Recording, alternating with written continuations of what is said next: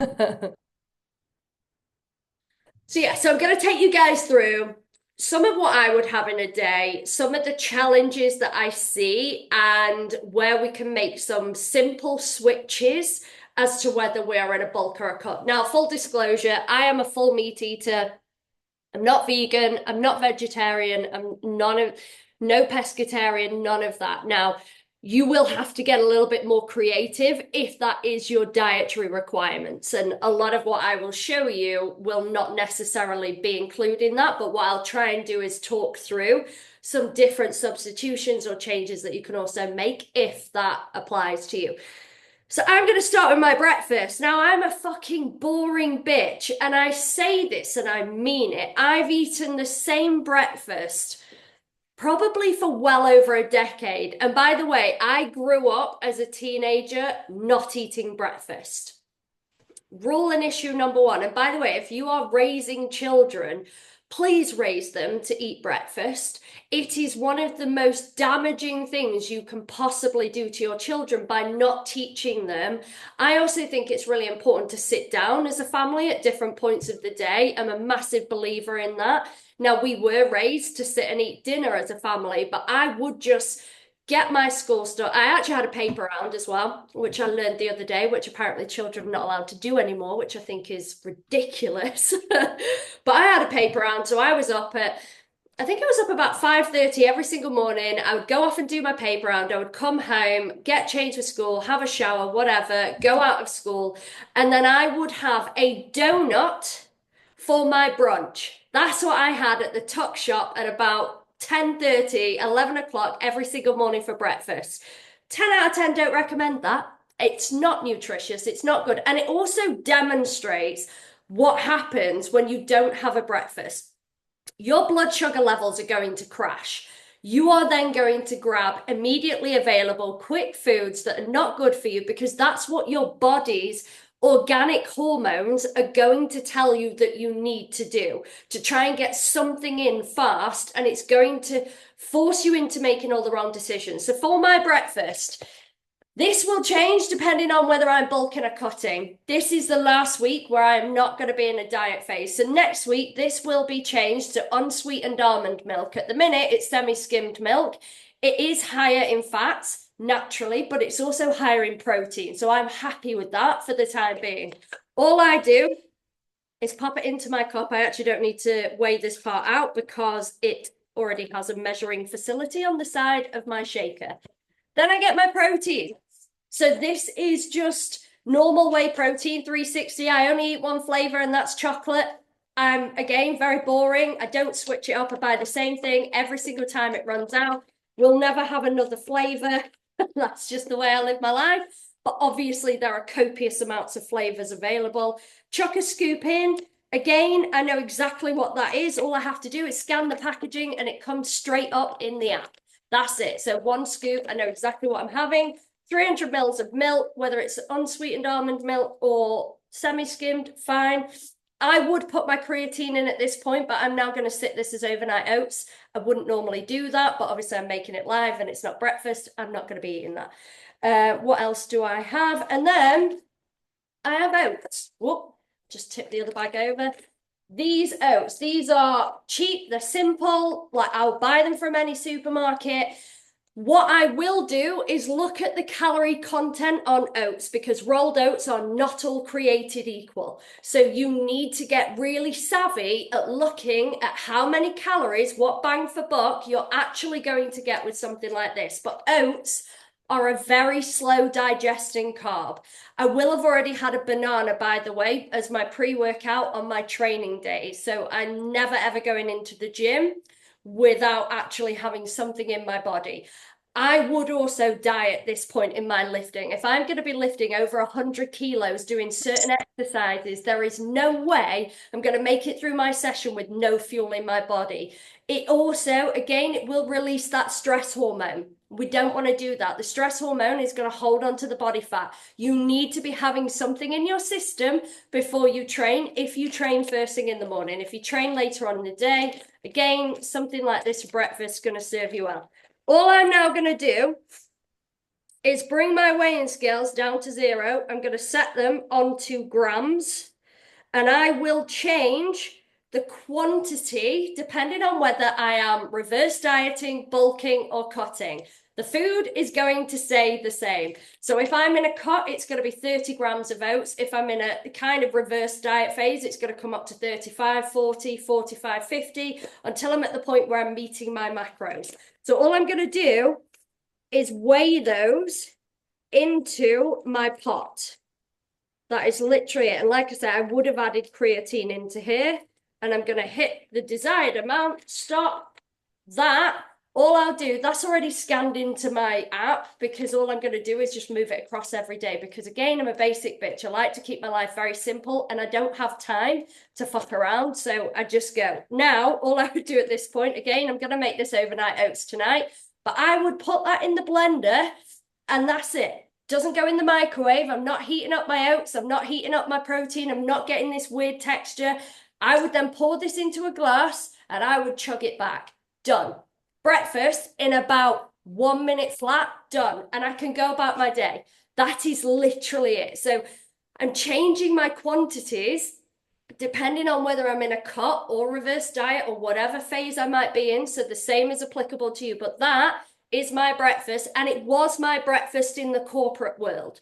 But all I did was heat up the porridge, and I would put it in a Tupperware box, and I was well known to be sat in meetings, in big corporate meetings with lots of very important people, and I would just be sitting there eating my porridge out of a Tupperware box, because it took me forever. If it's hot, that would take me a really long time to get through. So now I just have it cold and I just drink it. Done. Don't have to worry about anything, because that is going to keep me full for a really long time, at least 2 to 3 hours. And that's the key, to try and have enough of a breakfast, but it's also still really low calories. You're talking about 350 up to 400 calories on a good day. I'm just going to mute whoever iPhone is. Sorry. And Courtney, I think I'm going to ask you to mute as well. Oh, no, I think you've done it. But that's it. That is literally how basic my breakfast is. So anyone saying, struggling to eat breakfast, don't really love the texture of oats. You know what? I don't love oats, right? I don't love this breakfast. I don't come away going, wow, that was incredible. I just have routine and I have habit and I'm disciplined. And that's all it comes down to, fueling my body. But probably my least enjoyed meal out of the entire day. But I'm too busy to care, and I just need to get something in me. And I just recognize fueling my body over having a fancy breakfast. Now, my alternative breakfast, if I do have a bit more time, or if Thomas is feeling generous, what I would do in a cup is, you can buy the protein versions of these, by the way. I just got these out of the freezer, and they do freeze really well, so you can bulk buy them. These are, I think these are the Aldi version, but these are the sandwich thins.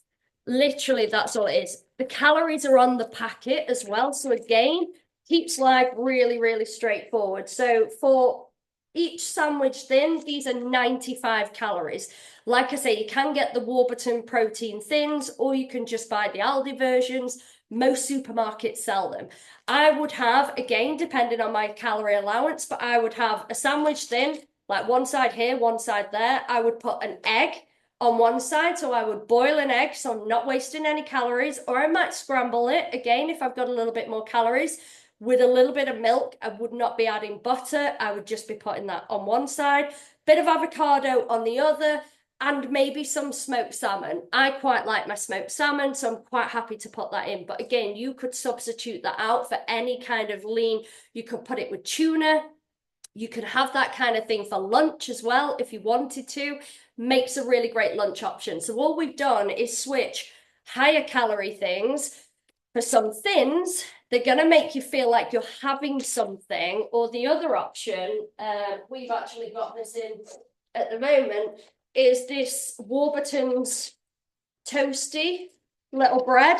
I mean, I looked at this morning and thought, where the fuck is the rest of it? But do you know what I mean? These really tiny, and I think this is very small. It might not be coming across like that on camera, but it is, it's smaller than, I mean, that's my hand.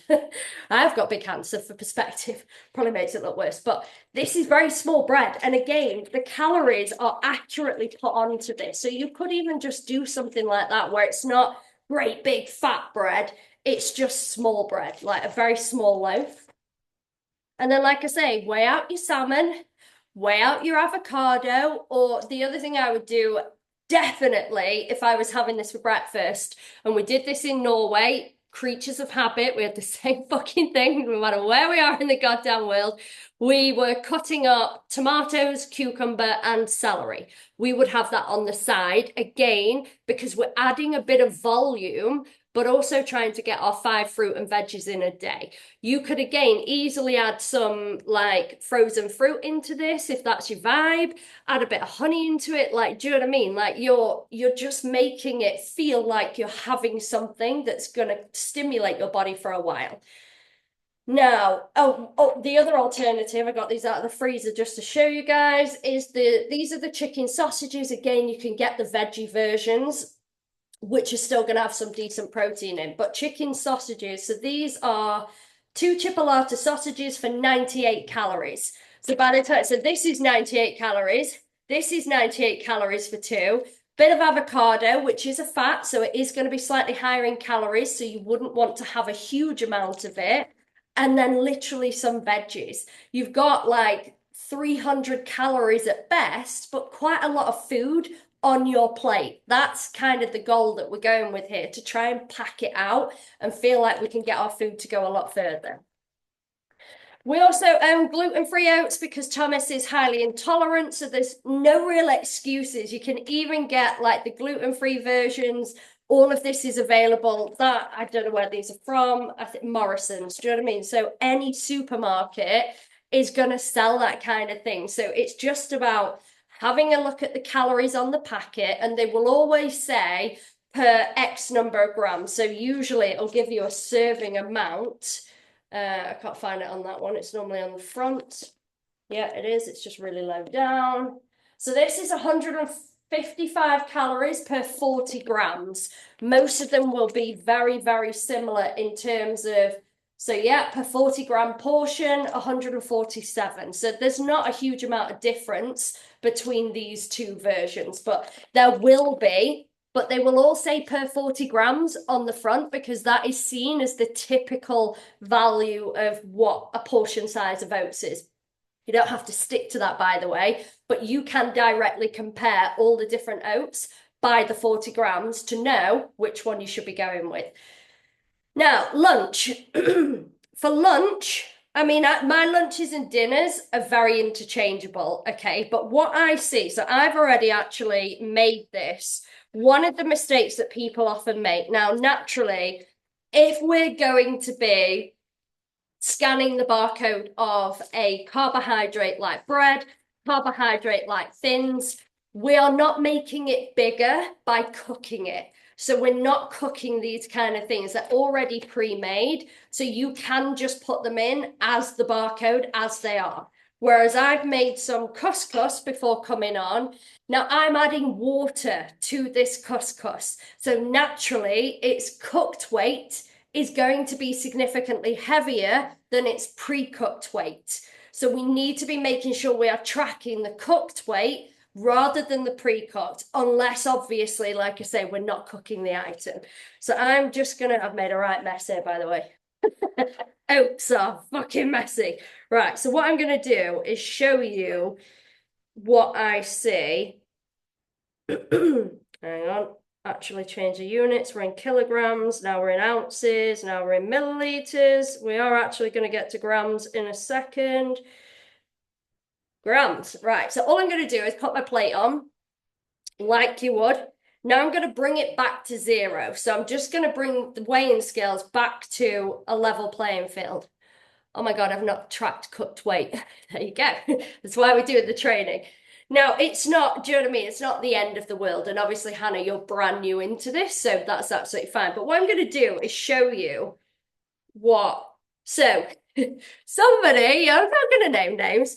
So this is 17 grams that I'm about to demonstrate to you, but I've seen it. And this is always when people are new into the program, by the way. But people actually track 15 grams of couscous and like it's not believable, man. Like, guys, look at that. That's 17 grams. So at one spoonful, I already went over, okay? I was trying to demonstrate 15 grams. But if you're trying to convince me, let's say your calories are set at 1500 and you've packed out that thing and your weight has stayed the same all week. I'm going to be going through your log. Kat's going to be going through your log, and I'm going to be looking for where you are putting 15 grams of couscous for your lunch. And I'm going to be going, no, no, you didn't. You didn't. Like, come on. Now, okay, couscous, you might sprinkle a bit over a salad or something like that, but nobody would actually cook this for that effort, right? Do you know what I mean? So you have to, if you're gonna lie better. I mean, I'd rather you didn't. I'd rather you just be completely honest, but I'm going to see this a mile away and I'm going to know that's not true. Now, it could be not true for two reasons. One, you might be actually tracking the pre-cooked weight, not realizing that we do need to track the cooked weight. So that's going to be one thing I'm going to immediately teach you.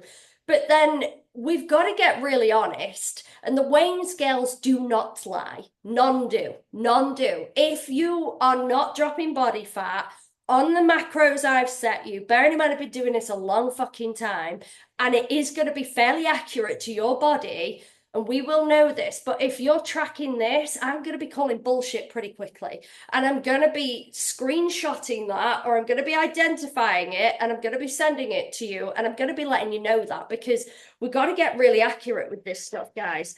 And I saw it the other day as well, so we'll do it again. Also, FYI, if you're doing this, that's my couscous. Probably 20 calories just eaten. If you're doing that, picking up after children, licking, I'm just spat everywhere, I'm so sorry. If you are licking spoons, doing all of that, that was not on my weighing scales. That's extra calories that if you keep doing that across the course of a day, across the course of a week, that is going to be adding up. Okay, so this is again something that you just need to be really mindful of. So I'm going to set this back to 0, which it's already done. I've got my rice. Now, I'll be honest again, I'm a busy woman. I've now got couscous in my eye. I'm a busy woman. You guys are busy women too. Now, I've got no issues using bagged rice because I do not have the kind of time available to cook it from scratch. Now, if you are bulk cooking for a family and you've got the time, or somebody in your family is cooking for you and you've got the time, great. But this kind of product is already calculated based on the weight in the bag. Okay, so you're not having to think, right, okay, how much do I need to proportion out because I've got to account for the water. You don't have to do this with these kind of packaged products. So one, they can play into your favor in terms of tracking calories and macros a lot more straightforward. But two, if you're busy and on the go, this is going to serve you. It's 2 minutes in the microwave. If you're working from an office, you've probably got a microwave. If you're working from home, I'm also going to assume you've got a microwave. So let's do it again, because I think again, it was 15, 20 grams of rice. I fucked it already. Hang on. I need to put it back in. 18, 15. That's it. That is your lunch or your dinner. For anyone telling me that this is what you are having, like I know it's not true, and I'm gonna say something. So it's just like I say, just be really mindful of what you, if you're trying to convince yourself, right, I've got 1500 calories and I'm gonna put in everything I've eaten, but I'm not gonna accurately measure it. I'm not gonna accurately weigh it. And this is all education. The more you weigh your foods, then let's say you're going on a work trip and you're going somewhere where you cannot, like, let's say it's a work buffet or something, and you're not in control of exactly what's on the table. But the more you actually do these kind of exercises, track, measure, weigh, input into the app, the more you do that, the more you're going to learn for when you are out and about or at different places. You're going to be able to eyeball this stuff and go, yeah, you know what? I know what the calories roughly look like to this item because it's some I've had rice before. I've had potatoes. Let's do it with potatoes. So you've basically seen the rice and the couscous. I'm never going to get that back in the bag, am I? I'm like, oh, now it's got couscous on, rice on this plate. But let's do it with the potatoes because I want to show you. Well, right. So they would be like higher in calories organically, whereas your potatoes, so this is my dinner. But again, so that's 30 grams of potatoes, but that will be around half the number of calories of the couscous and half the number of calories of the rice because these dudes are grown in the ground. Now, you do have to take some considerations of how you are cooking your potatoes. So these have been roasted with fry light in the air fryer. But if you are cooking them with oils, let's take the example of on Christmas Day, you might be cooking, unless you're a vegan, you're not going to be doing this. But if you're cooking with goose fat, that's going to be really, really high in calories compared to 1 calorie per spray of fry light. Okay. So, how your product is cooked is also something that you need to consider that you're not overlooking or not forgetting about because olive oil is extremely high in calories because, again, it's a fat. So for every 1 gram of a fat, you've got 9 calories. So it's over double a carb and a protein. So that's something, again, to take into consideration how you're actually cooking the items that you are including on your dish, even though they don't look like much. We also had, for instance, so I sent my food photo round the group chat this evening. We live on bagged vegetables. Now, a lot of people think that's really weird. They think like, oh my God, like you need to have fresh veg. Again, we're busy. We don't like, do you know what I mean? Like we are very much a convenience eating household. I got no issue with bagged vegetables. I actually often prefer it because it's not going to go off. So it means I can bulk up my freezer. But you saw almost 50% of my plate was filled with vegetables. Okay. That's what we're aiming for. We need the protein on the plate. Again, roughly a quarter. Roughly half should be vegetables, and then roughly half should be a slightly more complex, not half, sorry, the other quarter should be a slightly more complex carb, like a potato. I obviously had turkey breast steaks for dinner, potatoes, veggies, and then we had yogurt coleslaw, also known as yog slaw in this house. I don't know if that's technical or not. It might not be called that, but we're making out a switch for a high calorie coleslaw for a yog slaw. Only really seen it in Morrison's, but I'm sure other supermarkets do have it available, but don't quote me on that. But this is it. It's about getting really smart. And we always say this, like, I can give you the best meal plan in the world, but the best meal plan in the world is going to be the one that you actually stick to, the one that you actually enjoy the foods in. And what we actually want you to do, and this might take you a few days, a week to get right, but where you're actually going, right, okay, what can I have for breakfast, lunch, and dinner, plus a couple of snacks in there? What can I actually have that I enjoy?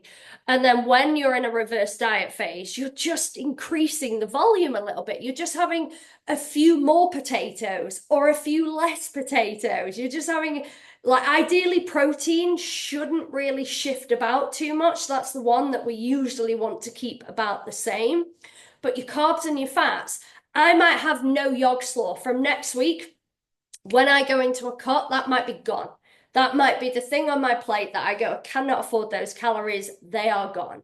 The other thing I will switch around with, let me just go grab it.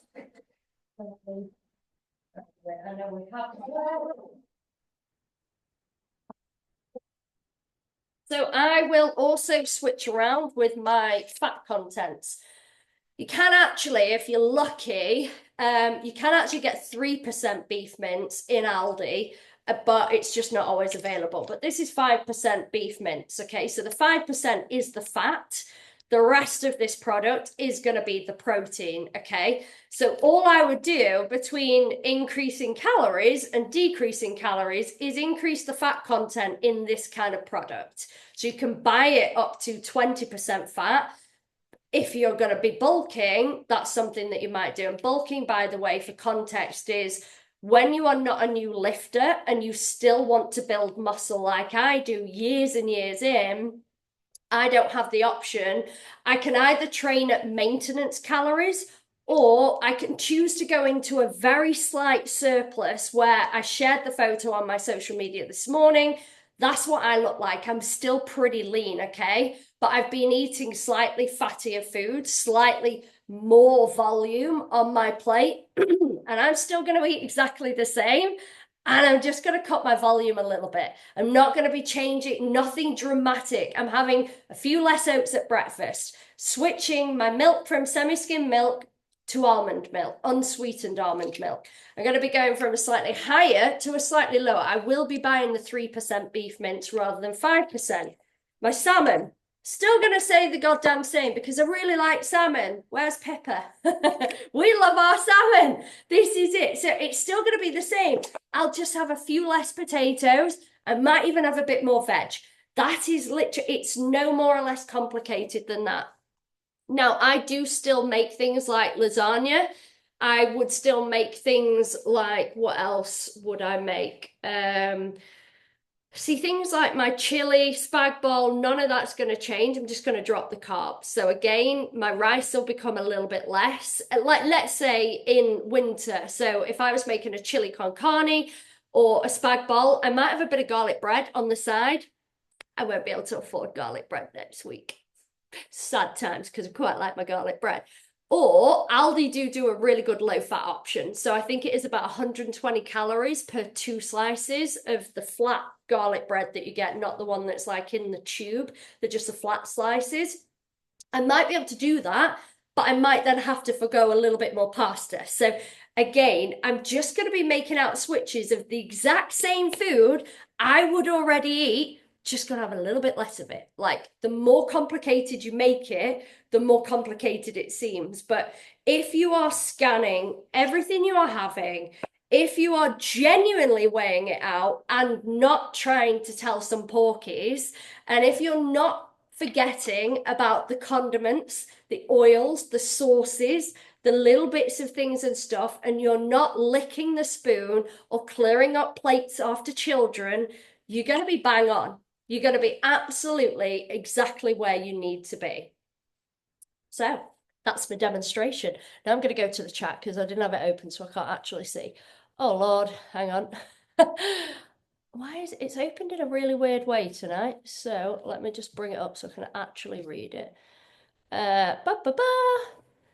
Are squares bars substantial enough to have before a gym session? I'd have bananas, but I get reactions from there. I miss bananas. Yes, they are, because I would also eat a Rice Krispie Squares bar. I have no issues with them. The only consideration here is they're quite high in calories. Let me just grab one. This one's not, we've run out of the ones I would eat. So they are, ooh, dropping the bloody thing. Does it say it on here or does it say it on here? I think they're about, it's either about, so this is 145 calories. So a banana, you're going to be more like 85. This is more like 145. So it's not a lot, but again, depending on the macros you're on, you might feel like this is a bit higher than you might want. The other good option for a pre-workout, if you train, not a pre-workout as in like the stimulator caffeine kind, I mean like a pre-workout as in terms of eating, is rice cakes. So essentially like a Snacker Jack. Now you could put a bit of peanut butter on it, you could put a bit of jam on it, you can buy them in all kinds of different flavors. That's another quick option that you might like to have in the morning, but there is no issues with squares. And I really like the chocolate ones. And my fitness coach friend laughs at me a lot because I will even have one on a non-training day because, again, I am a creature of habit and I'm going to stick to the same things no matter what I'm doing. So that's just the way I live my life. Oh my God, I've tracked cooked weight. This is it. This is why we're doing it. How do you track cooked porridge? Now, I mean, I'm actually not tracking the oats as a cooked weight because I am tracking the liquid that has gone into it. So it's the liquid that is adding to this. So I am tracking that as opposed to the cooked weight. I think porridge is actually oh, fucking hell, I've dropped it again. Sorry, Thomas, your porridge is everywhere. I think this is actually a pre-cooked product, as in it's going to tell you that on the bag that you don't need to, like, that is the pre-cooked weight and calories, if that makes any sense. So it's not going to be a post-cooked one with your oats. Let me just check. It should usually tell you whether it is cooked or uncooked. I can't actually find it on here.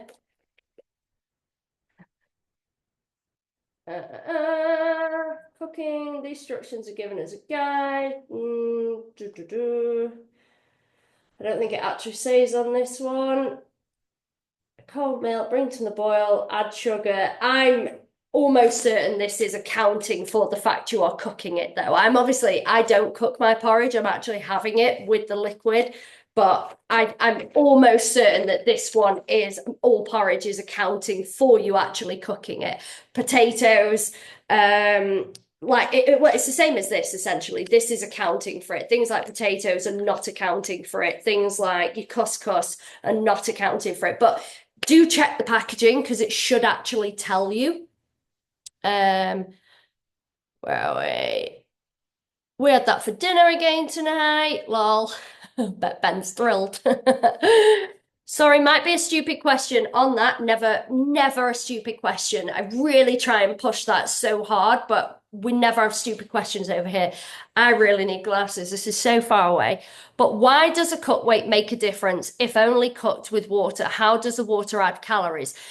It doesn't add. So what it does, for every 1 gram of carbohydrate that you consume, you will retain up to 4 to 5 grams of water.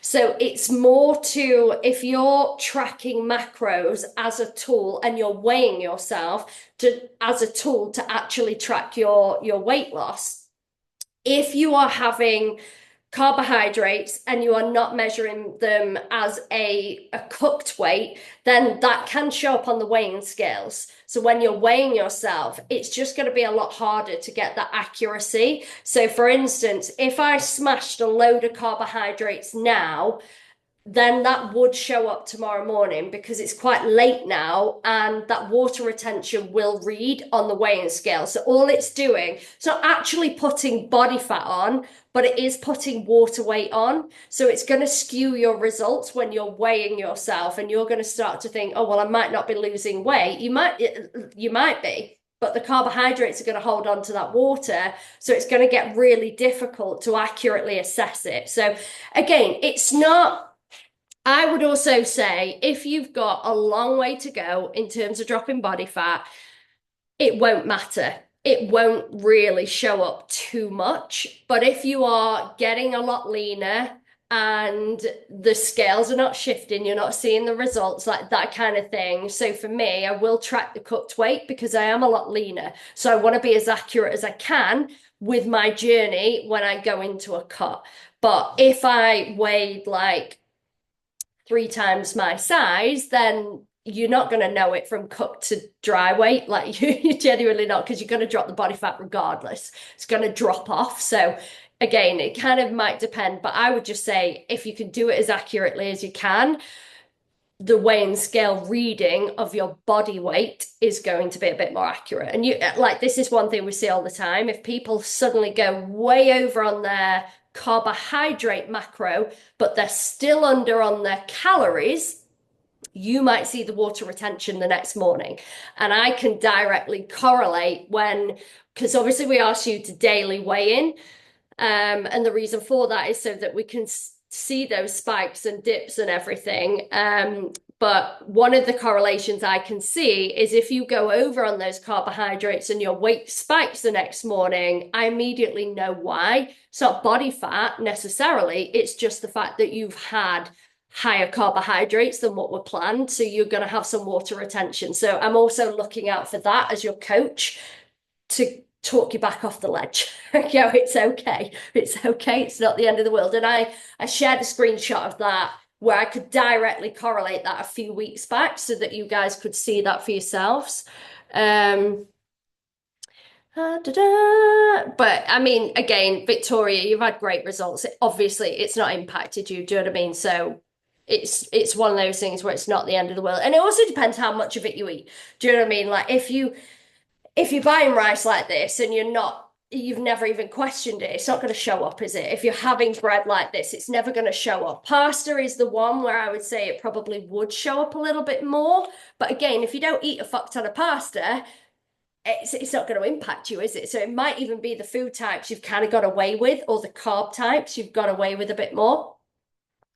I weighed before, but then track the uncooked calories and weight. Same with me. The weight reduces by 25% when cooked, so this needs to be factored in. Cooked rice weighs more, 875 grams. Uncooked, it's 225 grams cooked. There you go. I wouldn't, for me, for protein, I don't get that scientific with it. Personally, I mean, but it's great if you are doing that, I think, because protein doesn't, the water weight's not as dramatic. So it's not something that I wouldn't spend too long worrying about it with the protein. It's just with the carbs, it's going to show up a bit harder. I only train in the morning at the weekend and usually have my normal breakfast before a session. Should I only be having something smaller as a pre-workout eat? That is a very personal digestional question. That's not a word, but let's go with it. So let's say I have this for breakfast and I went to train 10 minutes later because the gym is literally 2 minutes away from my house. That would sit very heavy on me. And I personally probably would get a stitch and I would probably know about it. Now, in all honesty, Susie, if it's not bothering you, it's absolutely fine. If you're not thinking, oh, fucking hell, when you just feel full and you feel heavy and you feel sluggish and you're getting a stitch, like we did do it one day skiing last week where I felt like I had a massive stitch. No, it wasn't. It was walking up to the car, an enormous stitch because I'd just eaten something and then went on this massive hike up an enormous mountain to go and get the car back. And I was like, oh, I should not have eaten that. That's the kind of thing where it's showing up. But if you're maybe half an hour later, depending on what you're having, it's just the difference between slow digesting carbs and fast digesting carbs. I just need to let the dog out. Bless him, he's still at the back door. We don't want no accidents, do we, Gavin? It's just how available they are for you. Now, the other option is, so let's say it's your birthday and you're going out for a massive, great big dinner and it's a treat you're having that day and you were then going to train. So let's say you went for dinner at like 7:30, you're eating until like 8:30, and then you were going to train in the gym 7 o'clock the next morning. You might not need any pre-food because you've already got a lot in your system from the night before. That's the only kind of caveat when it comes to what's actually inside of your body and how readily available that energy is. But if you are finding, Susie, that you're not lifting as optimally, having had maybe a slower digesting carb breakfast, you might find that you want to make the switch because you want the energy to be available for your session. So if it's not broken down enough, you might find that it's not. So that's just maybe something you could have a play around with it. Let's have a look. I think all the questions, right. So we've gone over, we've done a long one tonight. So, does anybody have any questions at all around this topic or anything in general? Anything while you've got me? Anything about your programs? Anything about a gym exercise, a home exercise? Anything at all in the last couple of minutes while you've got me? Otherwise, make peace with the fact that you've got to put it in the group chat. We'll answer them throughout the week. I think you're all good. I think that was a good one. Did everyone enjoy that? Thumbs up. Did you enjoy that? Yeah, I felt like that was a good one. It's something a little bit different. And I mean, naturally, I can't waste this much food all the time. So this is going to be me for the next couple of days eating all of this. I'm still a bit confused. Hang on, let me just bring you back over about the porridge weight. If I have 40 grams uncooked oats and cut with water, do I track the water? So I would, if you're having 40 grams of cooked oats, I would count it with the water. And what I mean by that is, and this might take a bit of trial and error for you to get the right amount, but I would try and get it right. If it doesn't tell you on the packaging whether it is cooked weight or not, and you want to err on the side of caution, then you'd be better off including it as a cooked weight and just trying to get it as right as you can throughout the week. So spend the next couple of days going, right, okay. So if there isn't a mathematical equation to this, I think you take about, I'll have a look. I can't remember it off the top of my head, but there is a way of accurately going, right, okay, so let's take 40 grams as your argument. Then there is a mathematical equation to say take 25% off that, and you would literally just divide your 40 grams by 25. But I'll put that in the chat and get the exact science behind it so that you can accurately calculate it, or you can trial and error it over the next couple of days, knowing that 40 grams cooked is going to be less than if you put in 40 grams. So you could start with 30, you could then do and get there. But again, I mean, your body fat's dropping. I'm not immediately concerned about that. So again, it's one meal of the day. But if you want to get really bang accurate, then I would do it that way. Unless, like I say, your packaging might well tell you. I just can't find it on here, but it should tell you whether it is actually the cooked weight or the pre-cooked weight. Yeah, I can't find it on here. Can't find it on either of my porridges, but it is on there. But yeah, I'll get that data so you accurately know how much to take off as a scientific calculation, if you like, mathematical calculation, not science. Right.